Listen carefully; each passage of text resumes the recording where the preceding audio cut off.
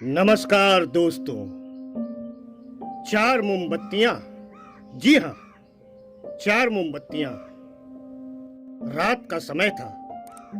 चारों ओर घुप अंधेरा छाया हुआ था। केवल एक ही कमरा प्रकाशित था। वहां चार मोमबत्तियां जल रही थी। चारों मोमबत्तियां एकांत देख आपस में बातें करने लगी। पहली मोमबत्ती बोली, मैं शांति हूं। जब मैं इस दुनिया को देखती हूं तो बहुत दुखी होती हूं। चारों ओर आपाधापी, लूट खसोट और हिंसा का बोलबाला है।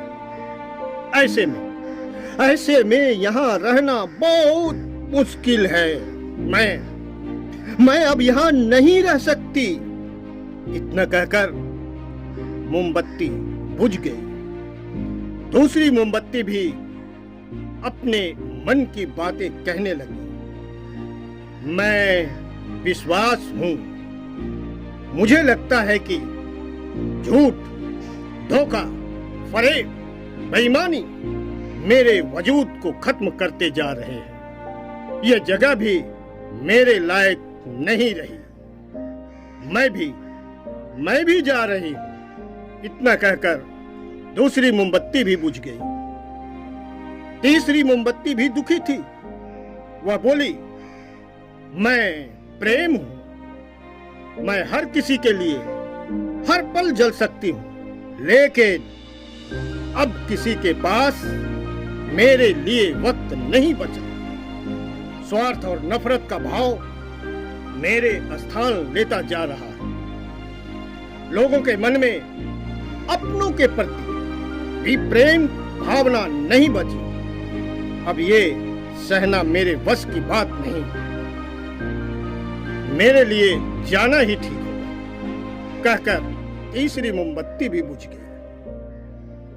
तीसरी बत्ती बुझी ही थी कि कमरे में एक बालक ने प्रवेश किया। मोमबत्तियों को बुझा हुआ देख उसे बहुत दुख हुआ। उसकी आंखों में आंसू बहने लगे। दुखी मन से बोला, इस तरह बीच में ही मेरे जीवन में अंधेरा कर कैसे जा सकती हो तुम? अरे तुम्हें तो अंत तक पूरा जलना था, लेकिन तुम मेरे साथ छोड़ दिया। अब मैं क्या करूंगा? बालक की बात सुन चौथी मोमबत्ती बोली, घबराओ नहीं बालक, मैं आशा हूं और मैं तुम्हारा साथ हूं। जब तक मैं जल रही हूं, तुम मेरे लौ से दूसरे मोमबत्ती को जला सकती हो। चौथी मोमबत्ती के बाद सुनकर बालक का ढाढ़स बंध गया। उसने आशा के साथ शांति, विश्वास और प्रेम को पुनः प्रकाशित कर लिया। इस कहानी से हमें यह शिक्षा मिलती है कि जीवन में समय एक सा नहीं रहता। कभी उजाला रहता है तो कभी अंधेरा।